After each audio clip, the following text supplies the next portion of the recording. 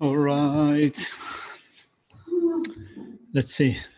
I think that we're starting with the Heart Sutra.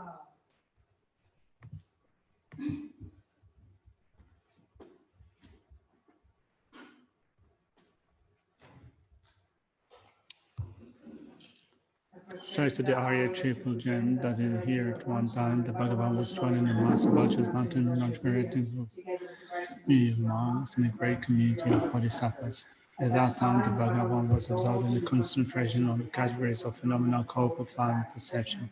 Also at that time, the Bodhisattva Mahasattva Arya Avalokiteshvara looked upon the very practice of profound perfection of wisdom and all those five gates also of inherent may. Then through the power of the Buddha, the Venerable Buddha said this to the Bodhisattva Mahasattva Arya Avalokiteshvara.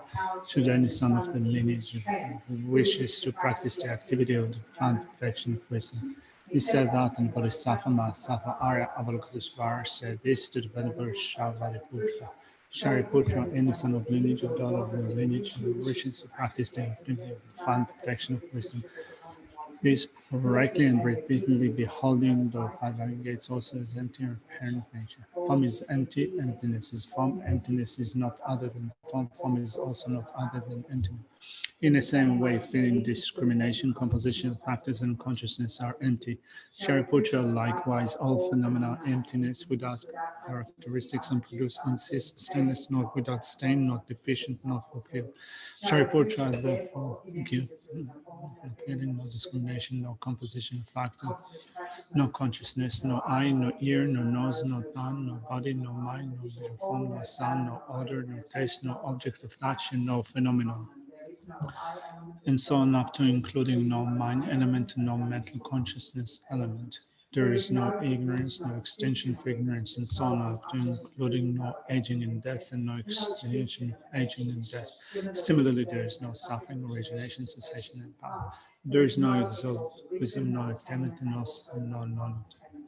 Putra, therefore, because there is no attainment, Bodhisattvas rely on the dwelling perfection of wisdom, without obscuration, without fear. Having completely passed beyond error, they're each beyond one. All the Buddhas who dwell in the three times also manifestly completely awakened to unsurpassable perfect complete enlightenment, in reliance on the perfection of wisdom.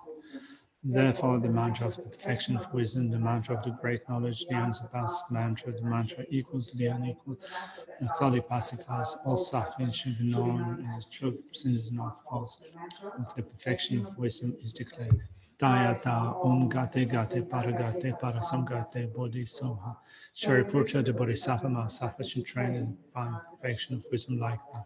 Then Bhagavan arose in that concentration and commanded Bodhisattva Mahasattva Arya Avalokiteshvara, saying, well said, son of ninjas, it is like that, it is like that.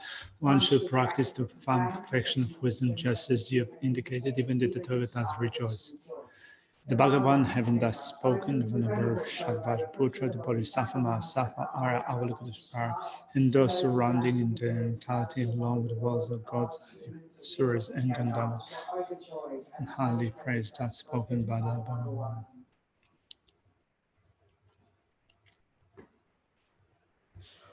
I go for refuge in Timlam, enlightened to the Buddha, the Dharma, and the highest assembly for the accumulations that I gathered from. I intend the state of a Buddha to be able to benefit all sentient beings. I go for refuge in Timlam, enlightened to the Buddha, the Dharma, and the highest assembly for the accumulations I gathered from generosity and sentient beings. I go for refuge in Timlam, enlightened to the Buddha, the Dharma, and the highest assembly. By accumulations I gather through listening to the teachings met and the state of Buddha to be able to benefit all sentient beings. All right. Alrighty. Sorry? The whole crew did with us. Yeah, I know. Thank you for joining in. Now I stepped into the Gompa. Just for a couple of minutes, I thought myself, I was alone here at the Gompa, and I thought, wow, that's like completely new, doing a shoot by myself. But thank you for coming. And for the people at home, sorry? I said that's what it's like in discussions if nobody else is here. All right. So let's recap, or let's look where we are at the moment. So not here. Where is Yeshe when you need her? Exactly. I was thinking that this morning when we needed your text.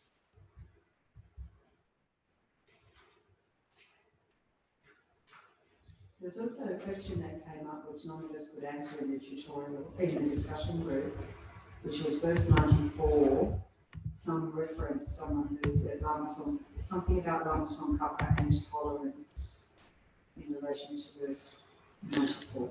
The way to act when the path and so forth are being sought. Let's look at verse 94. I didn't make a note of Lama Kappa and tolerance. I think it's not pointing with your finger. Not pointing with your finger. 94. Yes, don't point with the finger. I should not give directions with one finger, but instead indicate the way respectfully with also all of my right arm. So what was the question? Something about, someone had something about in reference or around the time of that verse, Lama Kappa and tolerance. That's all I can say. Someone asked.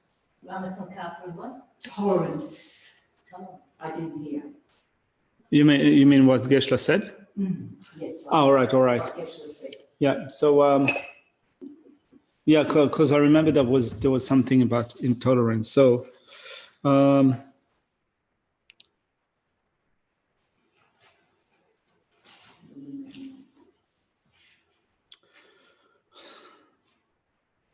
think that it wasn't in relation to Lama Kappa. I think that kind of Geshe-la spoke about intolerance in relation to looking at when you study extensively. Okay, it cited this verse that was taken from the writing of Lama Kappa. First, I sought extensive study. Then, then this second verse. So there's like one verse from the life story of Lama Kappa. He said, at the beginning, I sought extensive study. In the middle, whatever I studied, done as instructions for practice. And at the end, day and night, I practiced. Can't remember what the last line is. Anyway. Wasn't it practicing in yoga, like he focused on the yogic practice? Yeah, something like that, focusing on the yoga practice. So just to set up, when you start with doing extensive studies, you study until you get the point in the Buddha's teachings. You get to the intention of the Buddha. So there might be different situations. The situation might be really diverse, but when you look at getting to the intention of the Buddha, you'd be able to act accordingly, according to a particular situation. So you think about those teachings, and if you think about it, if you meditate on it, then you proceed well. Whereas if you don't really get the point, the intention of the Buddha, I think that on account of either not having studied enough or not having thought enough about what the Buddha said. Because, it might be that we're studying a lot, but we're not really thinking through the points and trying to see, to work with them using reasons to reach a certain conclusion. So then the next step would be to meditate on them. So if we don't do enough study, reflection, and meditation, there might be doubts that will arise in certain situation, or that will be unable to tolerate a certain situation. So that sense of intolerance. Yeah. You didn't say hardship, but you said Yeah. situations. Yeah. I think that's Yeah, that's what it was. Yeah. right. Yeshe is saying here. Good to see you, Yeshe. We're missing you.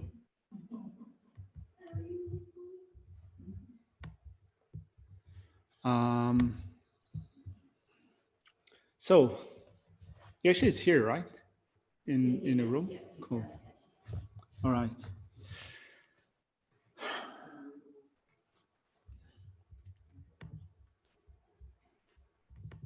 So let's just look at what we've been covering. In the previous session last week, we looked at the way to train in ethics of working for the benefit of sentient beings, which was the third type. It is the third type of ethics.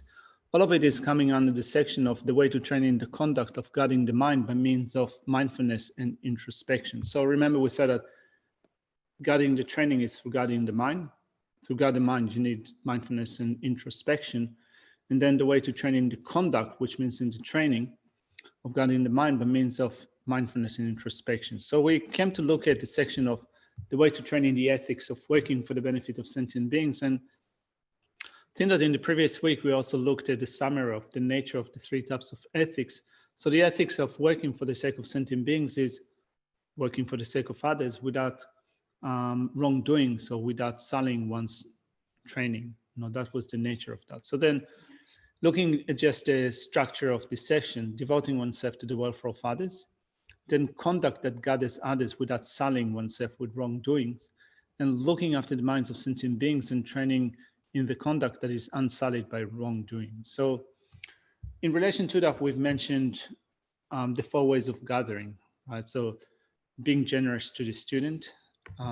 So this is where in this section, you can say that it touches upon the perfection of generosity. So being generous to the student, being skillful in teaching, so being speaking pleasantly to them. Although I think that sometimes when you're caring for the sake of the student, not always you speak to them pleasantly. There are situations where you actually might be more wrathful, and that might get the attention of the student, right? So it's a bit about being skillful. Then the third one is establishing students in the aims of the teachings, which means not just kind of teaching them in general, but teaching them the core and also the branches that will then guide the students according to their own capacity, according to the intention of the teachings. And the fourth one is acting in a way that accords with the instruction, which means the teacher themselves should set an example, not just teach, but also live by the teachings that they give. So in that sense, when we look at conduct that gathers others without sullying, polluting oneself with wrongdoings, then we had a bit of discussion about guarding through material generosity, the difference between giving and not giving food and clothing.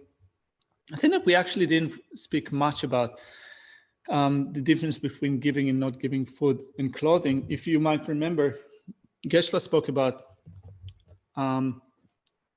being measured with respect to how much you use for yourself. So being generous with others, distributing what you have or sharing what you have with others.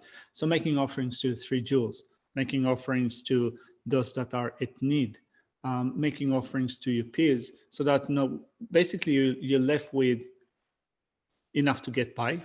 So you do not overeat, you do not indulge too much, but you leave yourself with whatever you need. I think that probably when you think of our situation, we're not quite there yet, in a sense that what Shantideva says here, and also what the commentary explain, is the way that a yogi would live. So this is where we want to be, right? We want to aspire to be in that place, but I think that for many of us, we're not yet there. But we can take steps, at least making more offerings, giving more donations, sharing whatever we have with others, so that in keeping in mind the aspiration that in the future we want to be able to get by on less and dedicate more time to our practice. And then it says, so you share whatever you have, you keep whatever you need for yourself, but you don't give your monastic robes. So that's what verse 95 says, then not causing harm to the body for the sake of minor actions. So this body is for the sake of practicing the Dhamma. So we spoke about generosity of offering the body, and we said that there are 2 ways in which you can be generous with your body. You can either cut parts of your body and give them to others. That's like the more radical approach to it. Or the other one is that you come under the control of someone else and you accomplish the goal of the Dhamma, by spiritual aims. So here Shantideva says, since the body that we have with freedoms and opportunities is of great meaning, don't give your body for a trivial cause, right? So you need to also be reasonable about the generosity of giving away one's body, or no. I think that we can also include with that also in terms of the time that we spend in a particular thing. Now, if you think of, if I want to be of benefit, of a longer term benefit to others, what do I need to focus on at this point in time? So at least personally, I would say that I need to study more, I need to meditate more, I need to reflect more. And of course, if we work for the sake of others, we accumulate merit. But if we neglect study, reflection, and meditation, and we only focus on the benefit of others, let's say immediate benefit of others, we might accumulate a great degree of merit. But then in some sense, you can say that you inhibit your spiritual progress to a certain degree. And if you don't study, reflect and meditate extensively. So you have to find, all of us have to find a fine balance. So, not causing harm to the body for the sake of minor actions. We spoke of explaining the time and need of practicing the giving of body in verse 87. We also spoke of the measure for being permitted to give away one's body. We said that when you develop pure compassion, you can do it. Before developing pure compassion, you're not permitted to do it. We said that according to Lama Tsongkhapa in his Lamrim Chenmo, he says that to develop pure compassion means to develop uncontrived or genuine compassion. That occurs even before entering the path.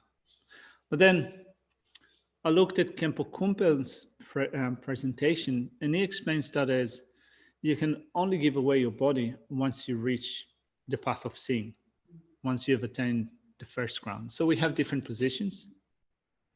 And what also the emphasis that Khenpo Kumpel places on is on having, since the body that we have is for the practice of the Mahayana Dharma, it's not that we can just easily or carelessly give away our body. It is a precious body.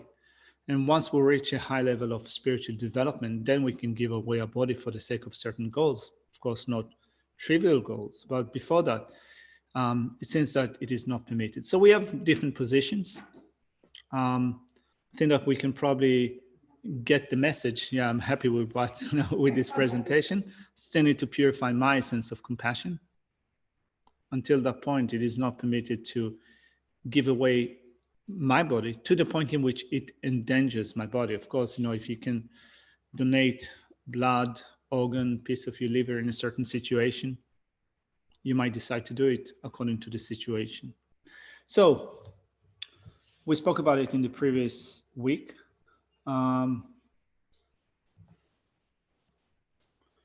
Also, there's another thing that I wanted to share with you guys from Khenpo Kumpel's presentation with respect to ethics of working for the sake of others. So it's in section 252.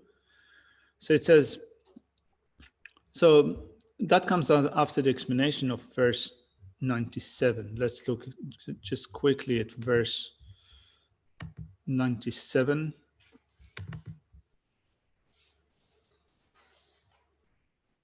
Actually, before we get to verse 97, just let's look at how we get to verse 97. So then explains after making some distinctions with respect to generosity, and remember that also I pulled out some points from Lama Tsongkhapa's Lamrim Chenmo that is giving greater explanation of when it is inappropriate to give inner things and other things. Inner things with respect to your motivation, your body, and so forth, or outer things from the point of view of what you give or the recipient of your gift, and so forth. So,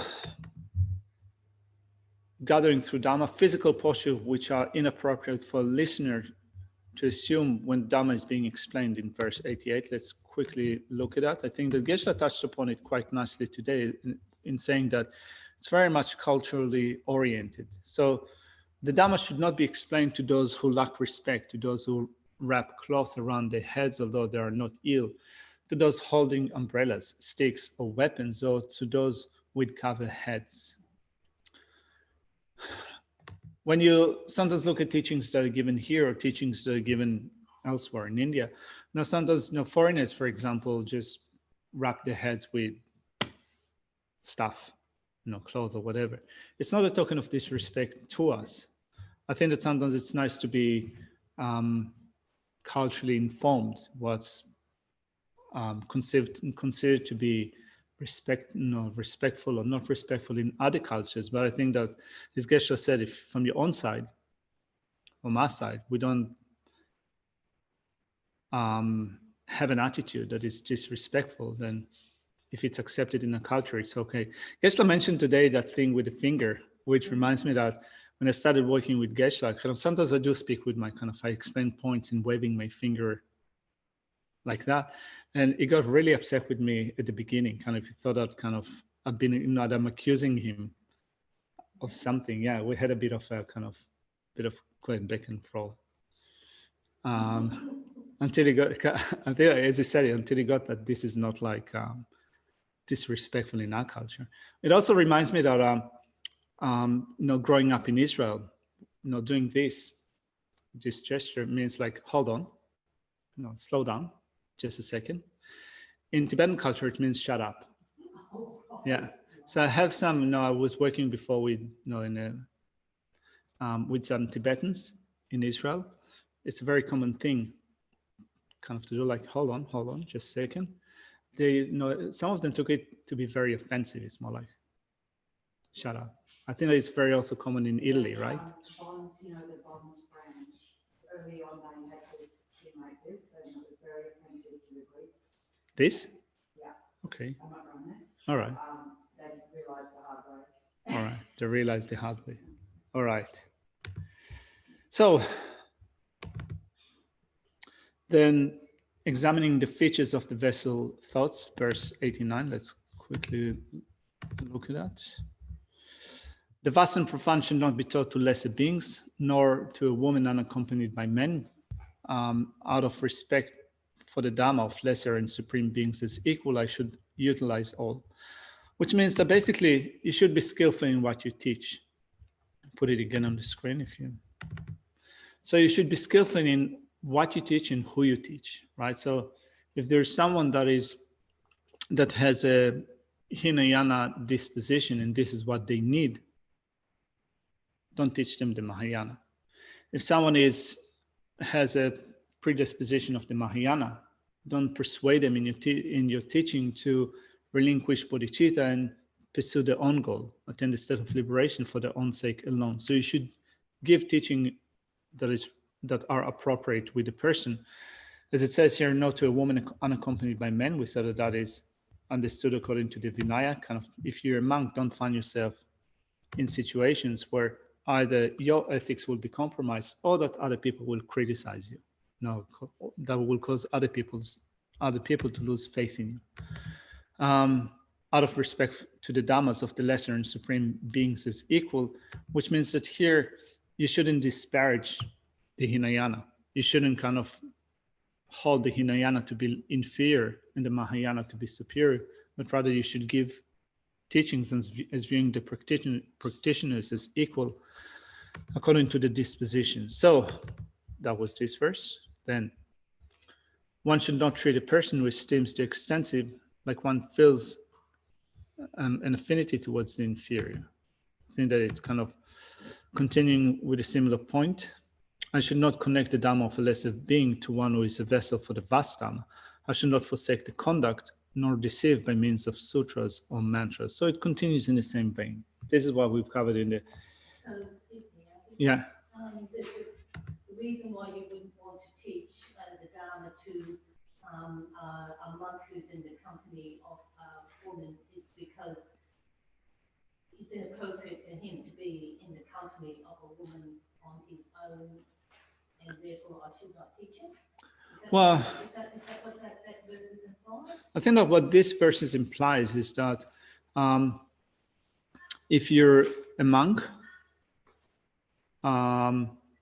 there's a message for you here on the screen. Will tomorrow meditation class be recorded for later?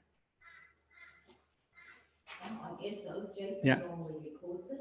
Yeah, we guess so. Jason normally records that. So I'll go back to your question, Jason. So I think that the point is that if you're a monk and someone is coming to your room, like a woman is coming to your room alone, and you're teaching her the Dharma, it is considered to be not appropriate in this way. I mean, and as Geshe-la said in the previous week, if you're a nun, and as he said before, there are also nuns giving teachings, then if you invite a guy or a guy comes to your room and you're by yourself with a guy in the room teaching them, although from your side, you might have the right intention, still according to the Vinaya, the rules of monastics say that this is not appropriate.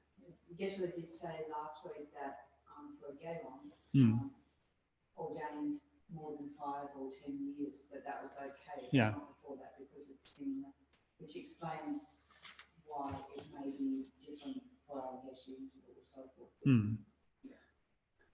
Yeah, I think that it's different for the geshes, but also I think that generally, kind of, if you're I think that if you're, I wouldn't say sensible, if you really want to protect yourself and protect the community, then you should also, and protect the spread of the Buddha Dhamma, then you should also think about situations where some of your actions might deem to be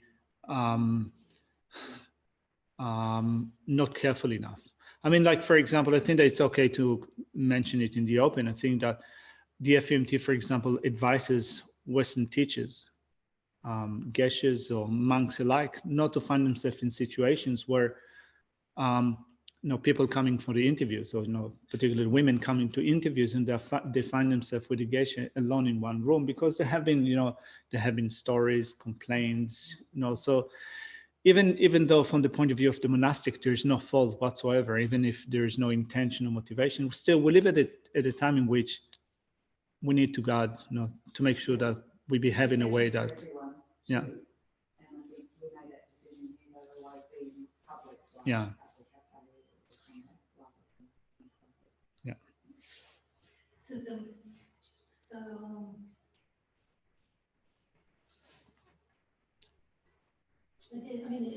was interesting today. He then did like a postscript saying that, being seen with a monk or nun publicly, with the opposite of the sex or something, if it is with bodhicitta on your, with the motivation, it's not considered. Yeah, I mean, kind of, when you look at the Vinaya teachings are given from the point of view of Hinayana. So there are no exceptions that are made in the Vinaya tradition for when you're acting with bodhicitta. From the point of view of the Vinaya, the rules, the vows are explained in a Hinayana way. Then when you look at it from a Mahayana perspective, if you're motivated solely by bodhicitta, then as Geshe-la said, that such prohibition would not be in place. So kind of when I try to think about it in practicality, I don't speak about myself, but when I look at teachers like Lama Zopa Rinpoche, that in my mind, there's no doubt that he's motivated by bodhicitta in whatever he does. I think that in his case, probably such strict rules would apply less than in my case. But he's never alone with anyone. There's always the attendants coming in and out and doing this and that and whatever. I don't think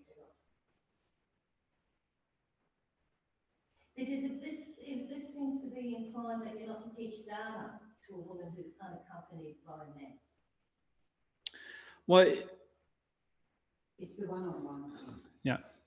That's all it's about. Yeah. Yeah, I think that what it says here directly is that, I mean, keep in mind that kind of this text was taught by Shantideva in a monastery to a group of monastics. So it says that if you're a monk, don't teach the Dharma to a woman alone unaccompanied by men. I mean, I guess that maybe you can say, this is how we wrote it in verse format. didn't specify more. I suppose that if it was, let's say that you're a Gelong and you teach Dharma to a group of 5 women, Yes. they don't have to be unaccompanied by men, but they're a group of women rather than kind of finding yourself in one-on-one situation. I mean, I have to say that it's also part of the, in the monastic rules for fully ordained monks, it is said, this is something that you do find in the rules, other that, you shouldn't find yourself with, for example, with a nun alone in the room at night, given even in the context of giving her teachings. This is something that you should avoid. Sort of, culturally in the West, you certainly saw that attitude in India and Asia, the division between the sexes, and that that they didn't mix to the same degree that we mix over here. Like my best friends pre-ordination were blokes. Yeah. And and that's not uncommon. And I think vice versa, the men can have women as their best friends. And in the West, that's not considered to be common, and people wouldn't sort of, make assumptions or think twice about it. So, when you become ordained and you all of a sudden find you can only hang out with women. It's not saying don't hang out, it's not alone in your room or alone. I think that particularly, that when you become ordained, it's not that you're free from attachment, desire, and so forth. It's like if you create situations where, your commitment to the vow is tested, you might go with it one way or another, so I think that those rules are there in order to protect us from getting into those situations from the outset. Of course, sometimes you need to be just sensible about what's the right way to proceed, or it might be that you're still able to guard your vow, but kind of regardless of those rules.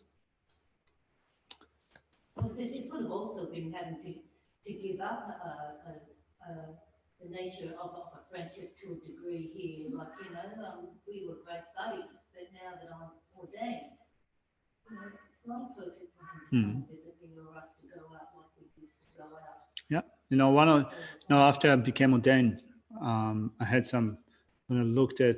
when I hung out with friends from back home, for example, there were situations where I had to say that, sorry, I can't do that anymore, or that's not, I don't feel comfortable in those situations anymore. I don't feel like going out, to sit with you in a bar, even if I don't drink alcohol, I don't feel that this is right. So if you explain it in in a nice way, Well, most people become supportive. in a clear way too. Yeah. Like, it's just not appropriate. Yeah, okay. All right, I get it. So I'm trying to convince you. All right. So then looking after the minds of sentient beings and training in the conduct that is unsullied by wrongdoings, which is, I think this is where we picked up today, abandoning the faulty physical conduct and the lack of faith in others, then the way to act when the path and so forth are being sought, and the way to lie down. I think that this is quite straightforward. As Geshe-la said, it's very much culturally oriented. When I spit or throw away a toothstick, I should cover it up. Also, it is deplorable to urinate and so forth in water or on land that is utilized. Well, that could be quite shocking because isn't that an Australian camping bush thing where there's no loo? There's a tree. Yeah. Well, it says here that it is deplorable to urinate and so forth in water or on land that is utilized. Yeah, utilized means that it is either well, if you have, like, for example, a stream of water that people kind of drink from or animals drink from, don't do that. That's sensible. Well, this is what this line says, particularly think about it in terms of practicing bodhicitta, so you avoid actions that are harmful to others. So this is one of them. Then if you also, if people are working in the fields or if it's public place, if it's an amusement park or whatever, you know, don't turn everything to So it puts a toilet. India in a bit of perspective. Yeah, totally. I remember that. So it's almost a rite of passage. Sorry? In Australia, it's almost a rite of passage. To wee wherever you want? No, to feel comfortable that, you know, you're driving along on a big drive. Yeah. You stop the car and you nip out and go to the toilet behind your Just seat. not in a Yeah, but it's not, it's probably, it's not considered to be a land that is utilized. No, we're a very big country with minimal people. Aren't we? Yeah. I remember that I think it was 2001, I went to India for His Honour's Kalachakra empowerment. So it was at Bodh Gaya. There were like 250,000 people.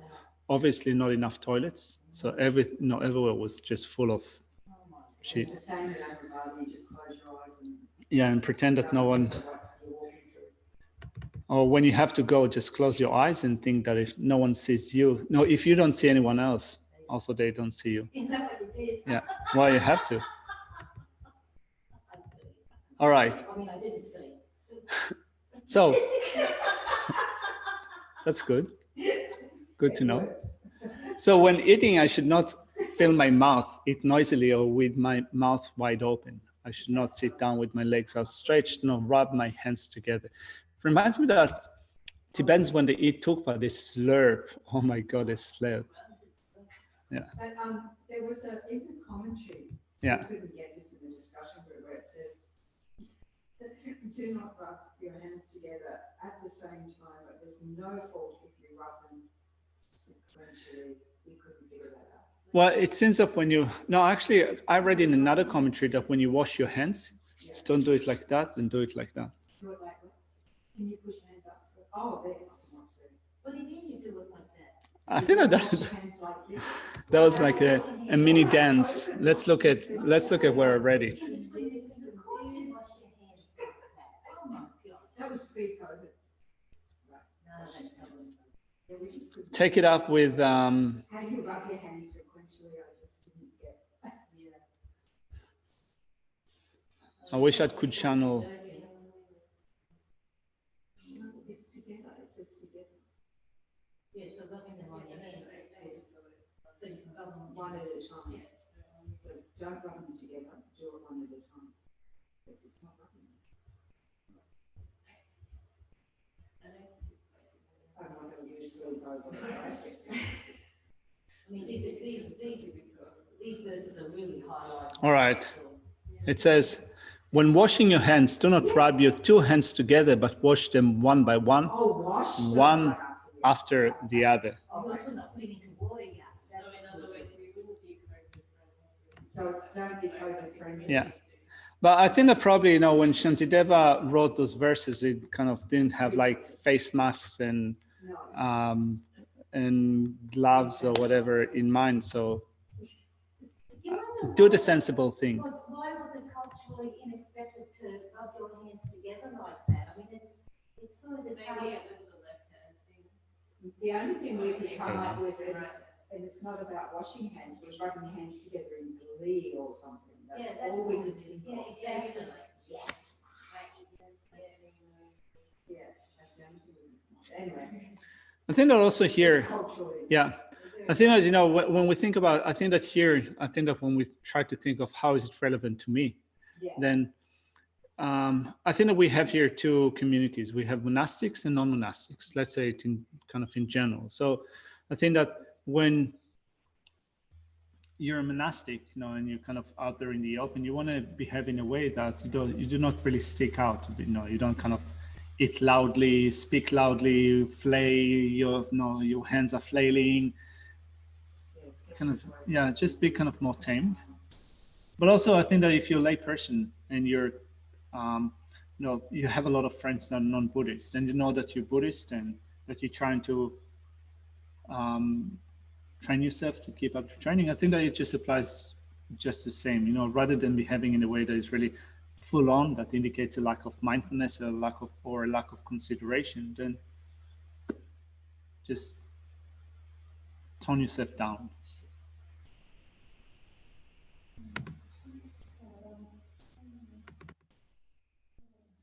But it's also about, like you said, that for mindfulness, so see, I'm doing my hand up.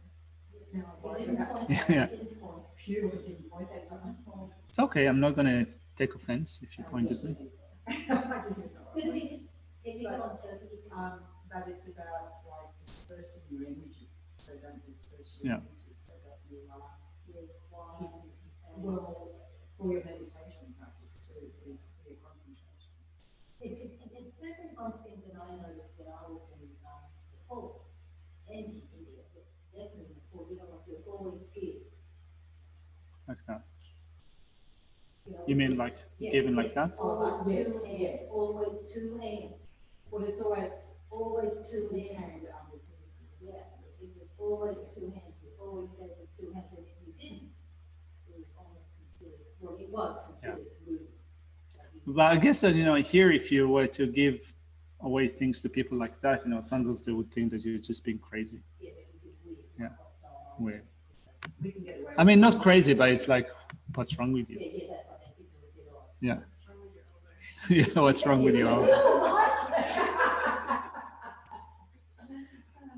All right, so we spoke about how to point out the path, the way to lie down. It's called sometimes the lying position, lying on the right-hand side, supporting your head. So that's also quite, I had a query in there with the poetry, mm, where it was talking about the brightness, adopt the Yeah. recognition of brightness. Is that like recognizing that you are actually falling asleep, or something a bit more?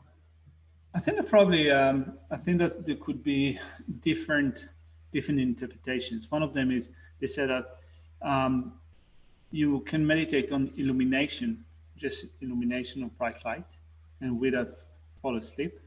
And I think that sometimes they, you know, in the commentary of Getza Dhammarinchen, it says that you can meditate on luminosity or bright light and then follow through the states of dissolution. And this is actually where I wanted to bring up that point.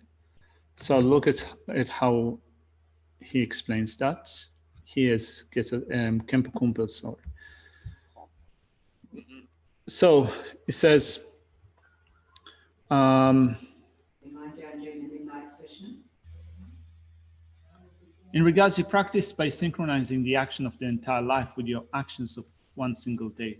That is to say, the rising of the sun in the morning is similar to the time when you were born as an infant. Midday to the time when you become a mature adult. Evening to aging, lying down to the time where you will be stricken with a fatal disease. The time of falling asleep to death, dreaming to the intermediate state, and the time of the waking up following morning to entering into the next life, as well as to the moment of conception. And therefore, you should apply the respective concept of the period of your life to the respective concept of the time of the day. In other words, Patrul Rinpoche says that at no time should one forget to practice the precious bodhicitta and so forth. So that's in general. Yeah, yeah. All right, so lying down. Also with the line, as you said, with the light, because in the taking lessons day and night, and he also in the third Dalai Lama's commentary, it says about that, in terms of getting better night's sleep, it's not that heaviness, just on a practical thing. But with the light visualization groups, there's many different ones, but when you sleep more widely, you know, work better.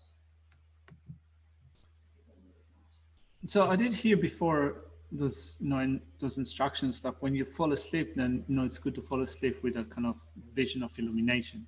But I think that also, if you're more, I think, advanced practitioner, you can also combine with that, falling asleep with bodhicitta, falling asleep also with clear light, in that, you know, the luminosity of one's own mind. So I think that the interpretation of that could get more and more subtle.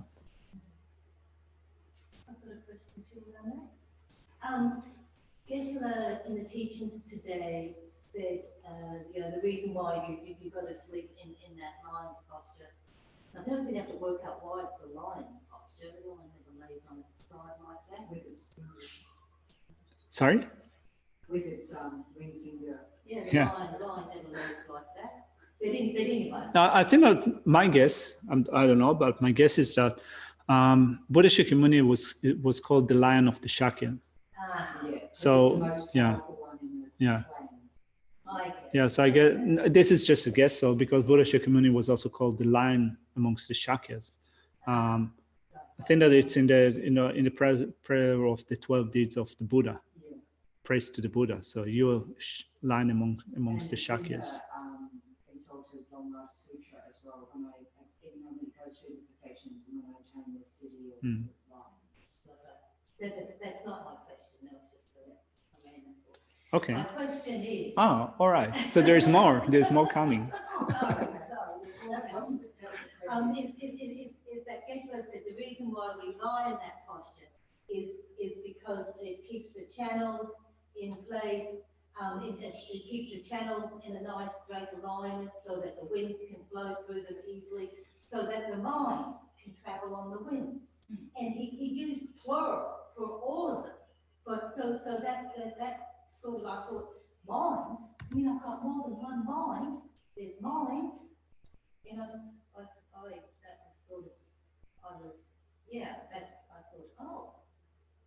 is this the case? I've got many minds.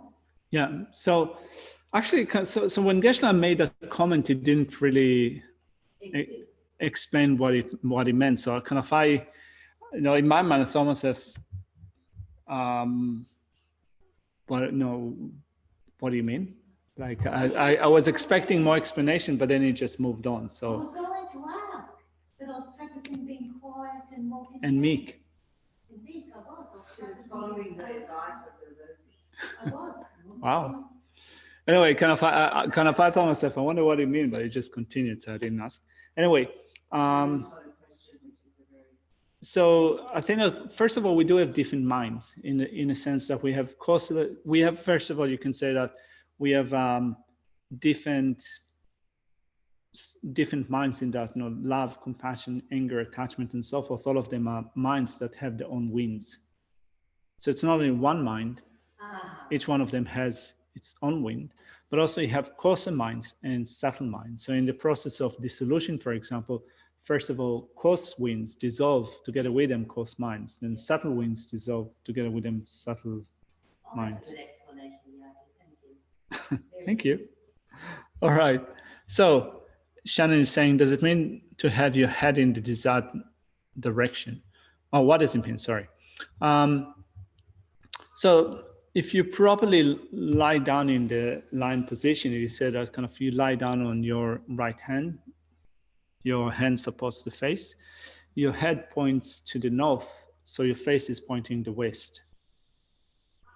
But then we live in rooms and we have certain, the room is facing a certain direction, the bed is facing a certain direction. It's not that always you can work out your sleeping situation according to that. So basically you work with what you have. Otherwise, it might be awkward. You might have to kind of just place your bed just in the middle of the room in a certain angle. So Lama's upper just says if you can't do it, visualize you are doing it.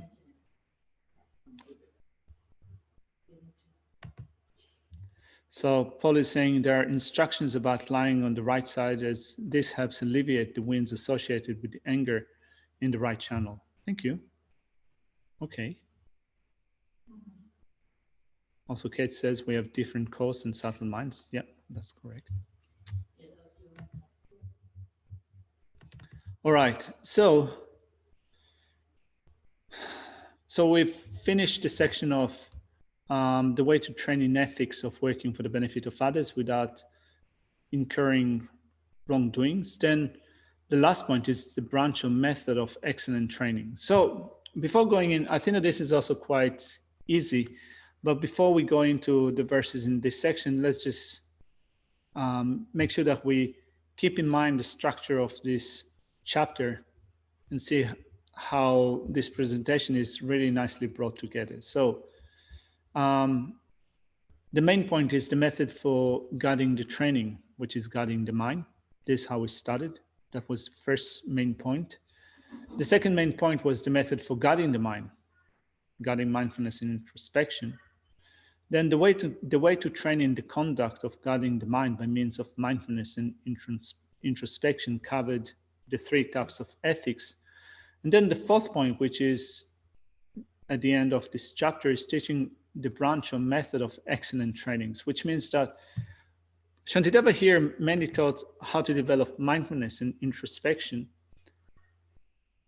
and also the practice of ethics, the 3 types of ethics. And it seems that in this last section, Shantideva says that this is how you got ethics, but then in order to keep pure ethics, perfect ethics, and particularly ethics of the Mahayana, this is the branch that explains how to do it. So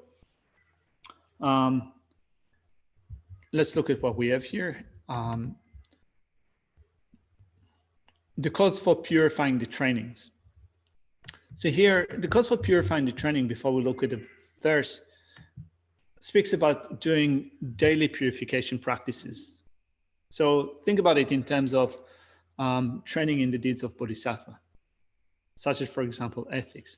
Daily we incur infractions with respect to our ethics. So here this verse says, like it was said in the Sutra of the 3 heaps, 3 times during the day, 3 times during the night, confess and purify your negativities.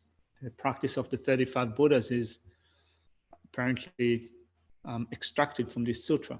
So for those of us who have a high Tantra empowerment, for those of us who do the 6-session Guru Yoga, we cover a basis through that. Although when we say we cover a basis, rather than doing it 3 times during the day, we do it 3 times in the morning and 3 times in the evening. But if we were to be really excellent and proper with that, we'd be doing it every 4 hours.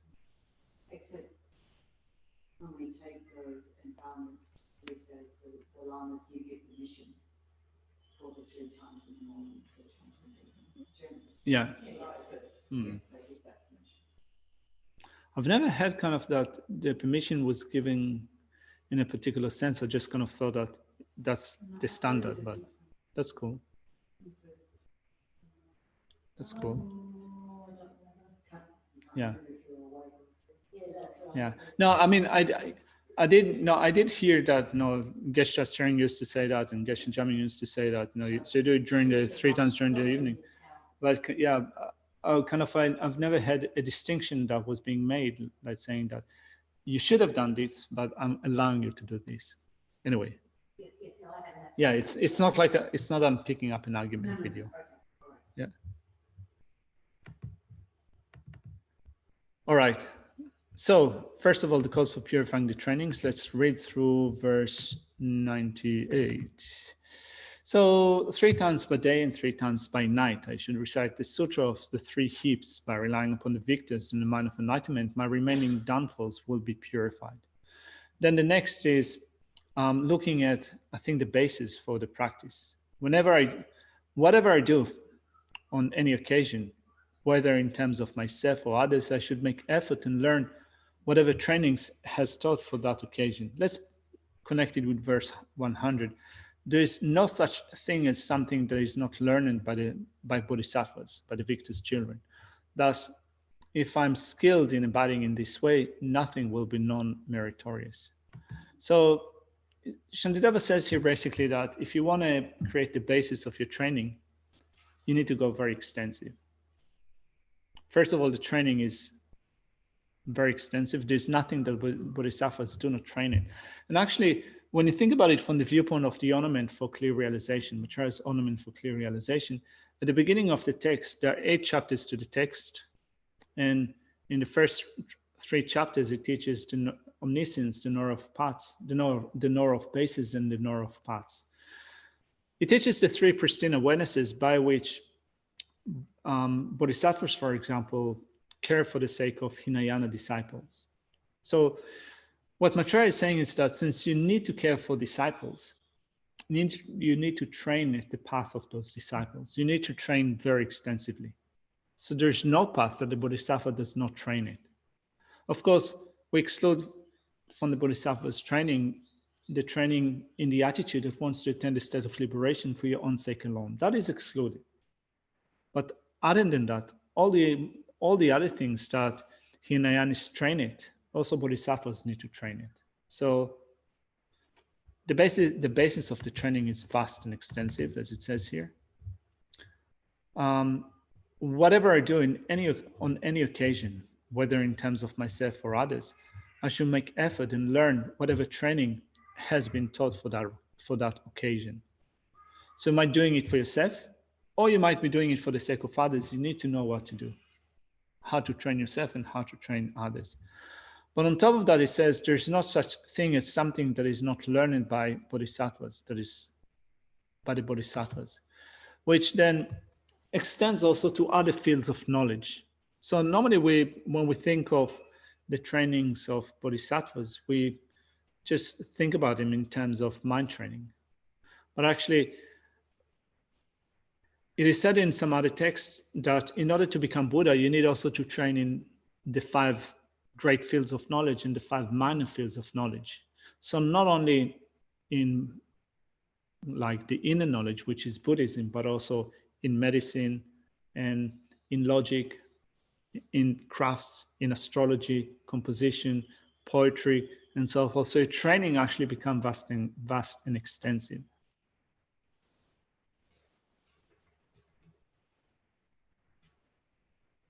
So you've got 4 minutes for a secondary offence. Yeah, actually, and I prepared it. I have 4 minutes for a secondary offense. Let's begin with, unless someone has a question, I'll begin with the secondary offense. I'm not going to finish it today because it's more just some points to pull out from that secondary offense. Have you got any questions?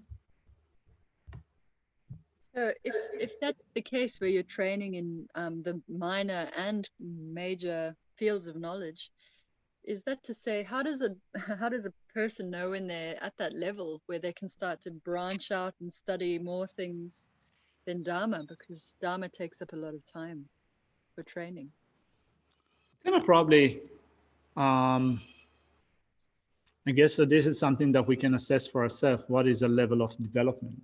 I think that currently, no, when I think about it for myself, if I spread myself too thinly over so many topics like studying logic, composition, poetry, also the arts like plays and so forth, medicine and so forth. I mean, to be honest, I won't be able to practice Buddhism or to study Buddhism and also to practice it properly in meditation at all. So I think that it's basically looking at how much stuff you have at hand and what are your priorities for the time being. What do you need to focus on for the time being? Thank you. Yeah, that makes sense. All right. Sorry? You're going to measure that 1 or 2 minutes? I'm going to just start and we'll continue with that tomorrow because otherwise something bad will happen. Oh, that's a good idea.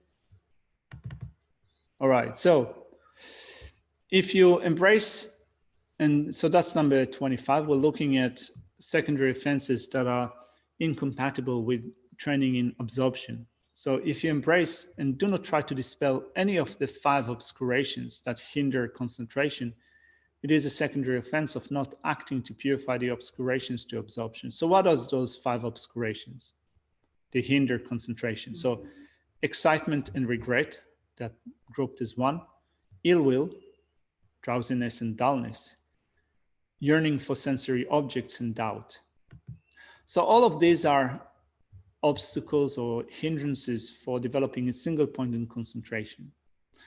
So let's look at the first one, excitement and regret. So both of them are mental factors. Excitement is within the group of secondary afflictions, and it is affiliated with attachment. I looked at Thupten Chandra's commentary, and she makes a comment that in some other texts it was translated as restlessness. So it is associated with attachment, the sense of physical and mental restlessness. So you're being either physically fidgety, you're not kind of finding the right posture, kind of you're constantly moving in your meditation, Or your mind also is fidgety, is restless. So that's if you don't work in order to stop that from happening, that's a fault. Let's look at the second thing that is grouped in that thing, which is regret. So regret is a changeable mental factor. Changeable. So if you regret a non-virtue, it is virtuous. Like for example, when we purify negativities, if you regret a negativity, that regret is virtuous. If you regret a virtue, it is a non-virtue. Like for example, you've given donation to someone and then you think, oh, I could have used the money for myself. So you regret it. That's non-virtue. So you could have so that sense of regret, but here it's in a particular sense of regret that is non-virtue. So if you regret virtues in general, it causes you to be unenthused about virtue in general. It also causes you to be in some sense, it kind of also erodes your merit. So it is in general a hindrance to concentration. Sorry, repeat that. In general, kind of if you regret a virtue, it is a non-virtue. So it makes you unenthused. It also erodes your merit. And as such, you can say that in general, it is a hindrance to a single-pointed concentration. So having no regret. Well, Or just Having regret for virtue. yeah, having regret for virtues. Right. Yeah. Yeah, so you want to be without regrets in the sense of without regretting virtues. You want to regret non-virtues because you also need to purify in order to. Regret for virtue increases your enthusiasm for practice. Yeah. I mean, like, for example, you think that, for example, I wasted too much time in studying bodhicitta. I wasted, my good years being involved being involved mainly with the Dhamma, and I didn't get a chance to accumulate a lot of money. That sense of regret is non-virtuous. So that in that sense, it curbs down your enthusiasm to make the most out of it.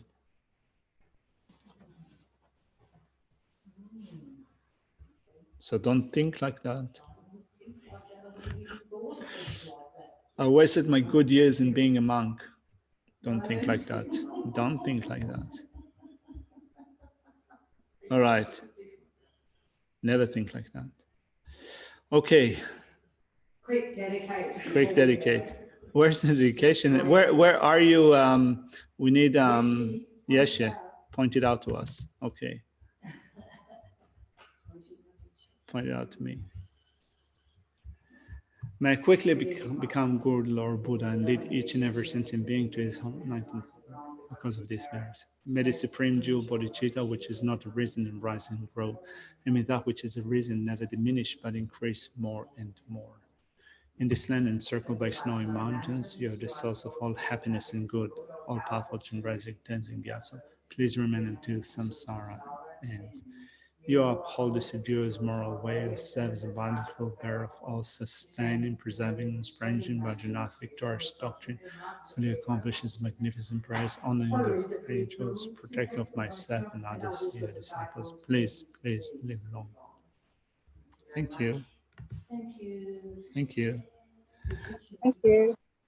It reminds me with generosity of giving away one's body. Geshe Tsultrim once told the story that before he came to Australia, it was at the Root Institute for a couple of months at the time that Lama Zopa Rinpoche was there.